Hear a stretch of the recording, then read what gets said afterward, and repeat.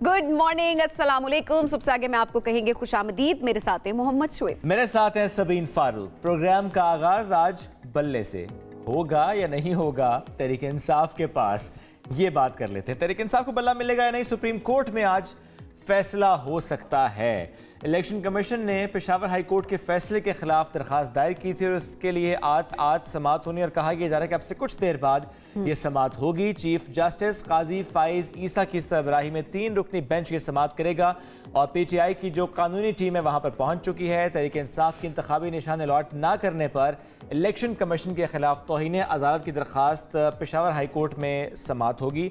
तो पीटीआई के लिए एक अहम दिन है। लेट्स सी कि अदालतों से पीटीआई के हवाले से क्या फ़ैसला आता है, बल्ले के हवाले से क्या फ़ैसला आता है।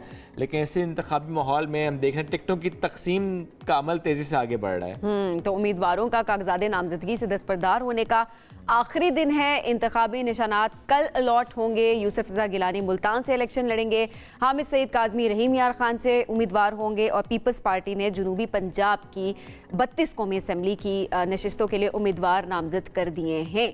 और मखदूम मुर्तज़ा महमूद रहीम यार खान से मैदान में उतरेंगे।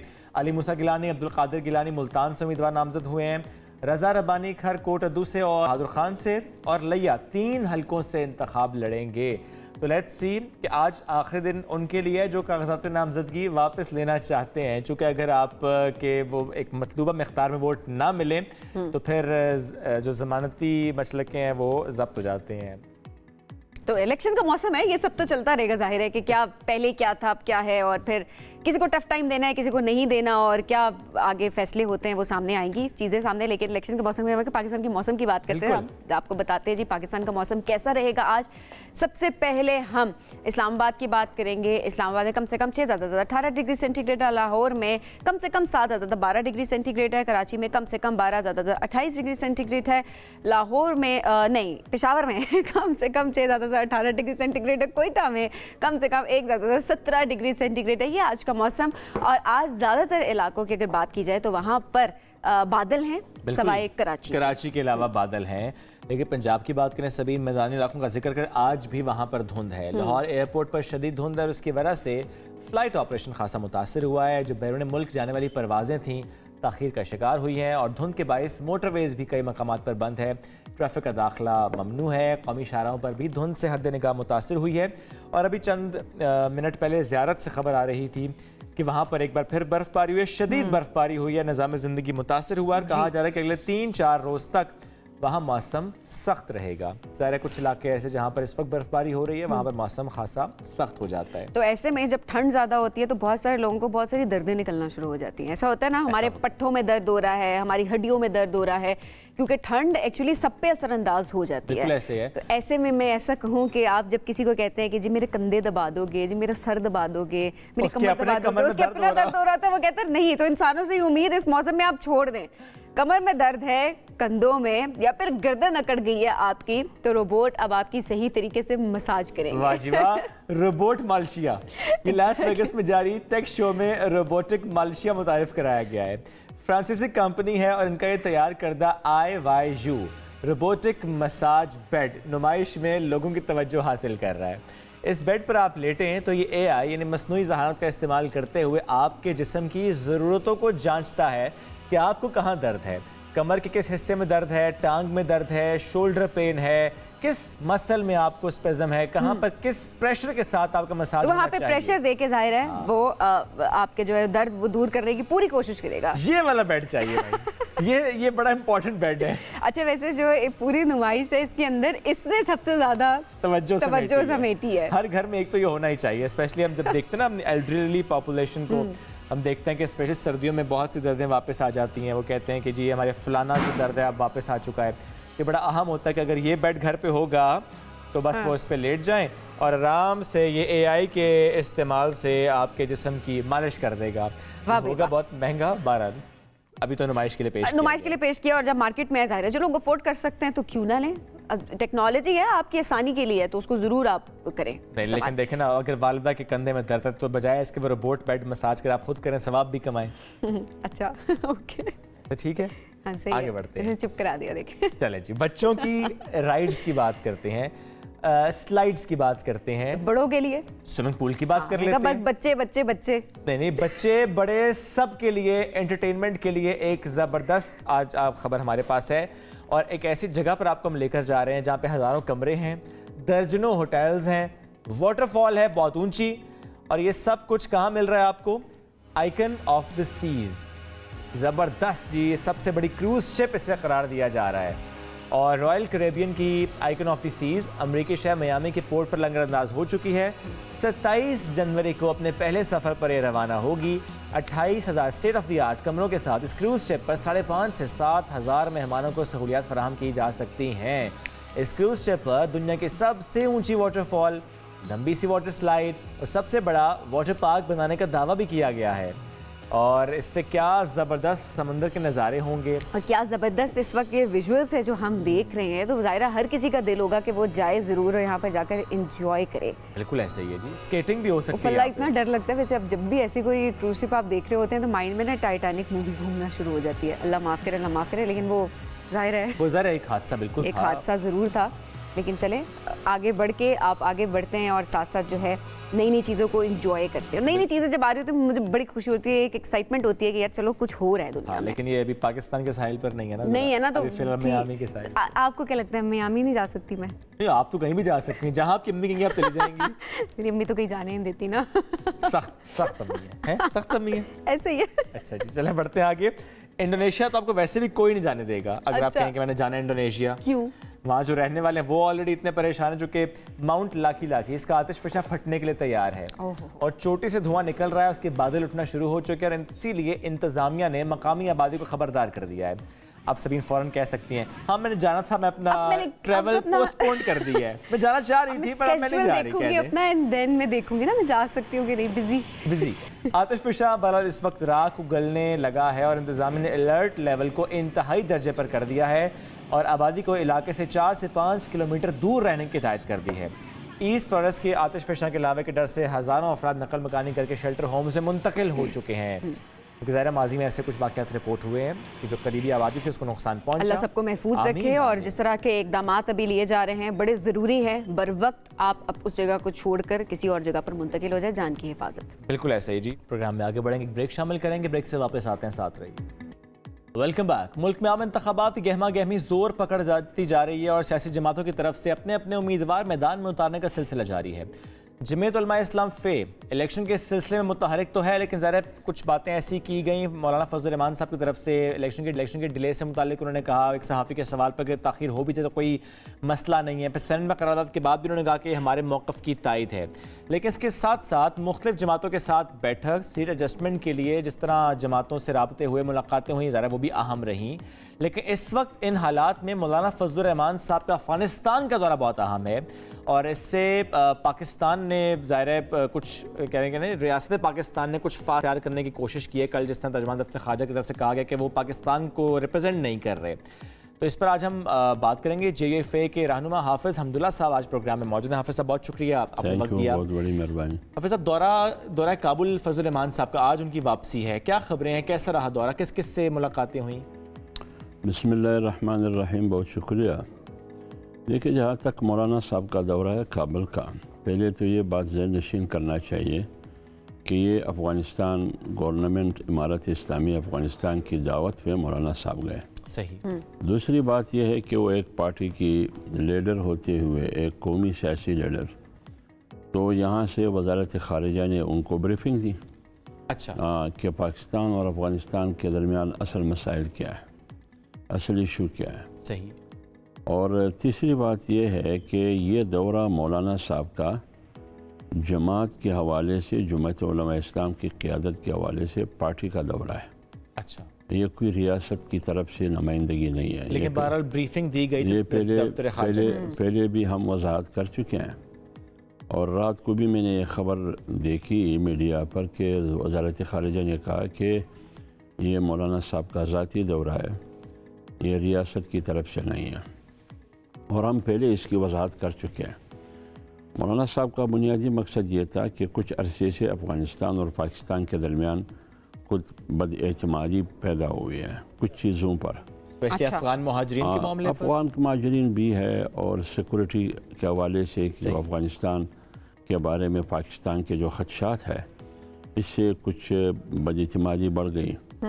اور بارڈر کو جیسے چمن میں آپ کو معلوم ہے کہ 90 دن سے پاک افغان بارڈر ہے، گیٹ وے ہے پوری سینٹرل ایشیا کے لیے، ایران کے لیے. اس بارڈر کو تقریباً 90 دن سے بند کیا گیا ہے. لاکھوں لوگوں کا روزگار اس بارڈر سے منسلک ہے. تو آپ خود اندازہ لگائیے کہ 60-70 ہزار روزمرہ لوگ دھرنے میں بیٹھے 90 دن سے اس سردی میں، اور ان کا روزی نفقہ بارڈر سے منسلک ہے. تو یہ کیوں بند ہے؟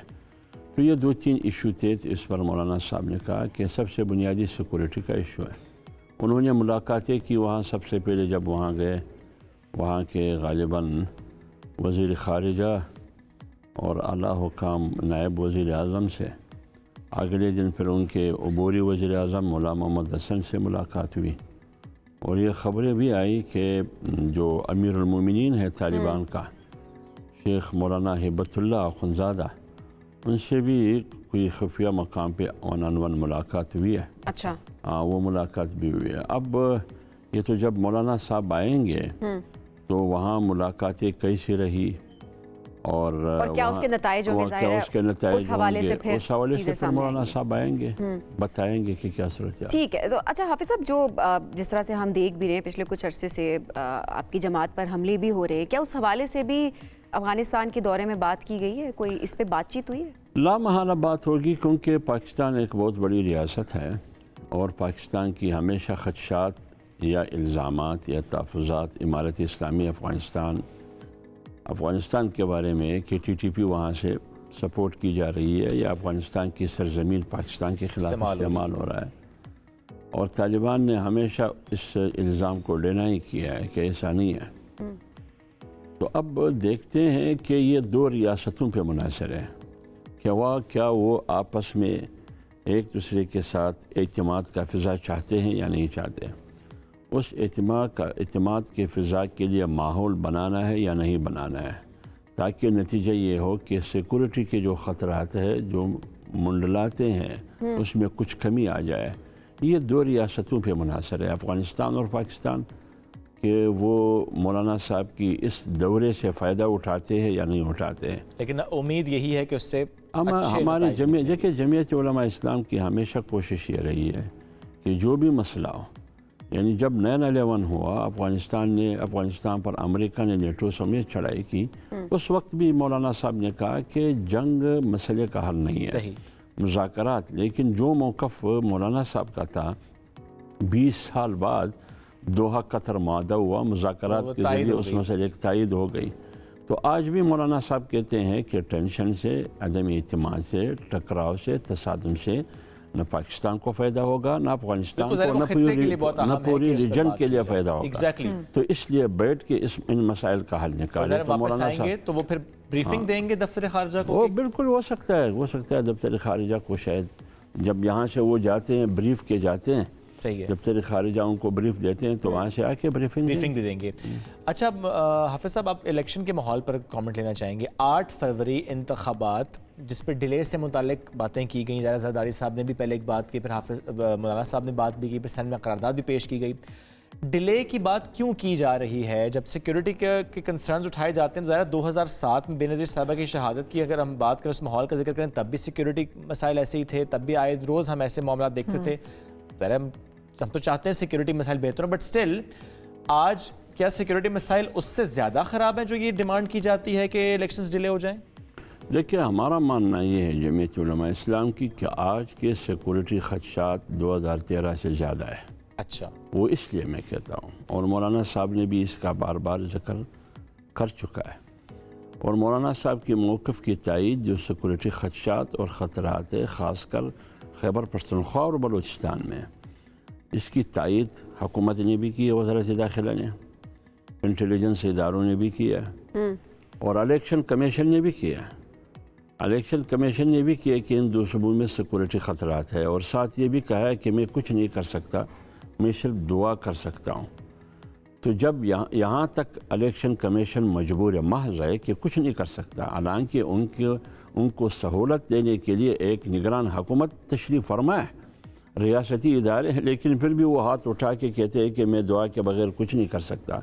تو جب مولانا صاحب کے موقف کی تائید وزارت داخلہ بھی کر رہی ہے، حکومت بھی کر رہی ہے، انٹیلیجنس ادارے بھی کر رہی ہے، الیکشن کمیشن بھی کر رہی ہے، پچھلے دن آپ کو معلوم ہے کہ سینٹ میں بھی قرارداد پیش ہوئی، انہی چیزوں کو بنیاد بنایا، موسم کو اور سیکورٹی خطرات کو۔ تو مولانا کے موقف کی تائید ہر جگہ سے ہو رہی ہے۔ اب مولانا کہتے ہیں کہ جب آپ الیکشن کرتے ہیں، بے شک آپ 8 فروری کو کریں، لیکن آپ مجھے سیاسی قیادت کو، ووٹر کو، شہری کو اور امن ماحول تو دیں، سیکورٹی تو فراہم کرے۔ اچھا، اگر الیکشنز، اب ظاہر ہے یہی دیکھا جا رہا ہے کہ 8 فروری کو الیکشنز ہوں گے، لیکن آپ ساتھ ساتھ یہ بھی کہہ رہے ہیں کہ ان کی بات کو ویلیڈیٹ کیا گیا ہے، ہر طرف سے دیکھا جائے۔ الیکشنز 8 فروری کو ہیں تو کیا آپ کی جماعت تیار ہے مکمل طور پر؟ بالکل، میں نے آپ کو کہا کہ یہ صورتحال 2013 سے بھی گمبھیر ہے۔ 2013 سے تو گمبھیر آپ کہہ رہے ہیں، لیکن کیا 2008 سے بھی زیادہ؟ بالکل، میں آپ کو دلیل دیتا ہوں نا۔ اس وجہ سے 2008 اور 13 میں کبھی ایسا نہیں ہوا کہ سیاسی پارٹیوں نے جلسے نہیں کیے، اجتماعات نہیں کیے، کارنر میٹنگ میں نہیں گئے۔ اس بار تو وہ کارنر میٹنگ میں بھی نہیں جا سکتے ہیں، آپ کے پاس بھی نہیں آ سکتے ہیں۔ باقاعدہ انہوں نے پمپلیٹ تقسیم کی ہیں جو غیر ریاستی مسلح عناصر ہے، کہ خاص کر JUI کے بارے میں، کہ کسی بھی گھر پر جمعیت علماء اسلام کو کارنر میٹنگ نہیں دینا ہے۔ جس نے بھی کارنر میٹنگ دی اپنے حجرے پر، اپنے گھر پر، ان کو بھی معاف نہیں کیا جائے گا۔ اور JUI کے کینڈیڈیٹ تو ویسے وہ جہنم رسید کریں گے ان کے مطابق۔ اچھا، تو لہٰذا جب صورتحال یہ ہو کہ انسان نہ ووٹر گھر سے نکل سکتا ہے، نہ کینڈیڈیٹ گھر سے کسی کے نکل کے کسی کے پاس جا سکتا ہے، تو پھر آپ مجھے بتائیے کہ یہ صورتحال کبھی بھی ہوا ہے پاکستان میں؟ لیکن اگر دیکھا جائے سچویشن، صورتحال تو سب کے لیے سیم ہے نا، پھر ساری جماعتوں کے لیے سیم ہے۔ تو پھر اعتراضات یا اس طرح کے خدشات صرف JUI کو ہی کیوں ہیں؟ باقی جماعتیں کیوں نہیں اس کے؟ دیکھیں، میں آپ کو بات کر لوں، JUI کی اکثریت اور سیاسی قوت خیبر پختونخوا اور بلوچستان میں ہے۔ ہم یہ سمجھتے ہیں کہ اس سے مسلح طاقت کے ذریعے میرا راستہ روکا جاتا ہے۔ تو جب آپ لوگوں کو محروم کریں گے ووٹ استعمال کرنے اور کاسٹ کرنے سے، تو وہ سینکڑوں میں نہیں ہوں گے، ہزاروں میں نہیں ہوں گے، لاکھوں میں ہوں گے۔ تو ایک طرف جب موسم آڑے آئے گا، دوسری طرف سیکورٹی خطرات ہوں گے، تو لاکھوں لوگ ووٹ کاسٹ کرنے سے جب محروم ہوں گے، تو پھر کوئی اور ووٹ استعمال کرے گا نا، وہ بیلٹ باکس پھر بھی بھر کے نکلے گی۔ تو لہٰذا ریگنگ اور دھاندلی کا خطرہ ہے۔ تو یہ پھر یہ ذمہ دار کس کا ہوگا؟ اگر میری زندگی کو خطرہ ہو، میری سیاسی حیثیت کو وہ کیا کہتے ہیں کٹ لگانے کی کوشش کی جا رہی ہو، سیکورٹی خطرات اور مسئلہ سرما کی آڑ میں، تو کل پھر میں کہوں گا کہ پھر دھاندلی ہوئی، تو سیاسی عدم استحکام پھر کہاں سے آئے گی؟ لیکن 2008 میں بھی فیبرری میں انتخابات ہوئے تھے، موسم تب بھی سخت تھا۔ موسم کیسے آڑے آ سکتا ہے؟ اور اگر ہم مان لیں کہ موسم آڑے آتا ہے یا سیکیورٹی مسائل آڑے آتے ہیں، یہ کیسے انشور کیا جائے گا کہ اچھا مہینے بعد حالات ویسے ہوں گے جیسے آپ چاہتے ہیں؟ دیکھیں، میں کہہ رہا ہوں کہ موسم کیسے آڑے نہیں آئے گا؟ اگر ایک کانسٹیچوئنسی میں، ایک حلقہ انتخاب میں خواتین کی پولنگ پر پرسنٹیج سے کم ووٹ کاسٹ کیے جاتے ہیں، تو آپ پورے کانسٹیچوئنسی کی رزلٹ کو روک دیتے ہیں ایک پولنگ کی وجہ سے۔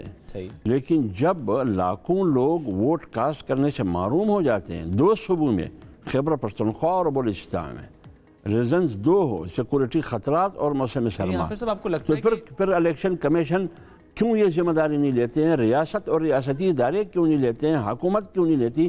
اور سپریم کورٹ کہاں ہے؟ پھر بھی اس کے باوجود ہم کہتے ہیں کہ اگر 8 فروری کو پھر بھی آپ نے الیکشن کرنا ہے، بے شک آپ کر لیں، ہم مرتے ہیں، ہم جیئیں گے، مریں گے، جو بھی صورتحال ہو ہم پارٹیسپیٹ کریں گے۔ لیکن حافظ صاحب، کیا واقعی ووٹر کو بھی خطرہ ہے اور ووٹر نہیں نکلے گا سیکیورٹی اور موسم کی وجہ سے؟ میں رات کو لکی مروت سے آیا، آپ کی شو کے لیے میں لکی مروت میں تھا، مجھ سے رابطہ ہوا۔ میں آپ کو یقین سے کہتا ہوں کہ مغرب سے پہلے میں لکی مروت سے نکلا، موٹر وے تک، سیپے تک، پوری راستے میں بہت لمبی، وہ پتہ نہیں 40-50 کلومیٹر کا فاصلہ ہے یا اس سے بھی زیادہ یا کم و بیش، 1-2 گاڑی کے علاوہ پوری ٹریفک میں مجھے کوئی نظر نہیں آیا۔ میں نے جب پوچھا، انہوں نے کہا سیکورٹی کی وجہ سے، سیکورٹی خطرات کی وجہ سے۔ وہاں کہا گیا کہ آج ہی کسی چیک پوسٹ پہ حملہ ہوا، 2 پولیس کو شہید کیے گئے، 2 पता नहीं किसको मारे गए।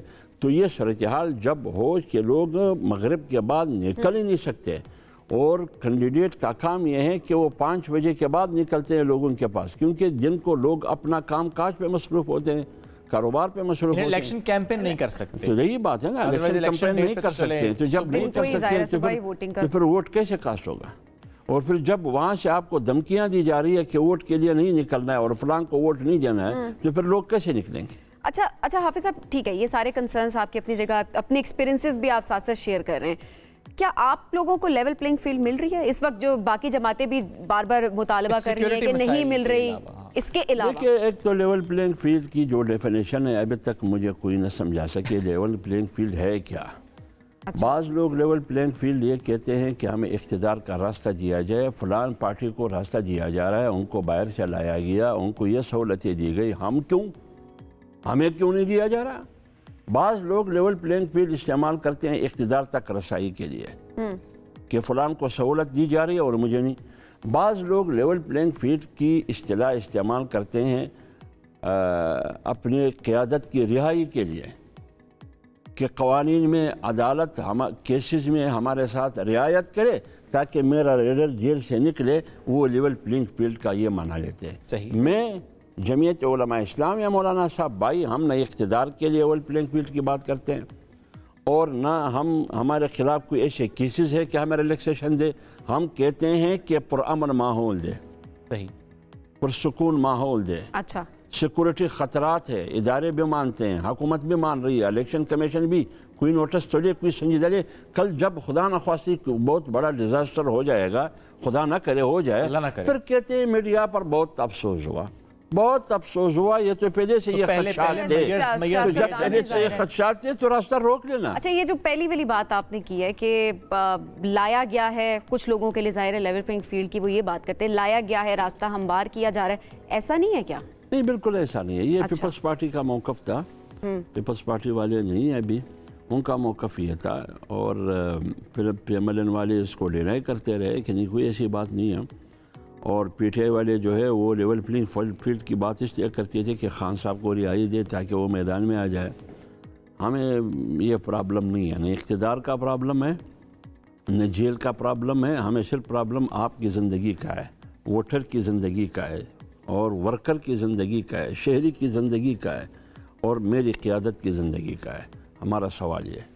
बिल्कुल ठीक है। हाफिज़, बस एक जुमला, सीट एडजस्टमेंट पर बात हो रही है क्योंकि अभी ये खबर आ रही थी NA 265 पशीन से महमूद खान अचकज़ई साहब दस्तबरदार हो गए फजल रहमान साहब के। देखिए, मैं आज से तकरीबन 3 दिन पहले महमूद खान अचकज़ई साहब का ख़ुद मुझे फ़ोन आया। अच्छा। हाँ, मुझसे उन्होंने बात की और उन्होंने यही कहा कि मौलाना फजल रहमान साहब अगर चाहते कि वो बलूचिस्तान से इलेक्शन लड़ते हैं तो चमन से कौमी असम्बली से जो हमेशा महमूद खान वहाँ से जीत के आते रहे, मैं ये हल्का इंतखाब उसके लिए खाली कर देता, मैं दस्तबरदार हो जाता, वहाँ से खड़े हो जाते। लेकिन चले, जब मौलाना साहब पशीन से इलेक्शन लड़ते हैं 265 से, मुझे कहा कि मौलाना साहब की को मेरी तरफ से पैगाम दे कि मैं आपके मुकाबले में नहीं आऊँगा, दस्तबरदार हो जाऊँगा, इलेक्शन नहीं लड़ूंगा। तो वो दस्तबरदार भी हुए। बिल्कुल, हाफिज़ साहब बहुत शुक्रिया, साथ मौजूद थे। इसी के साथ आज के प्रोग्राम से इतना ही। दोबारा मुलाकात मंडे को। अल्लाह हाफिज़।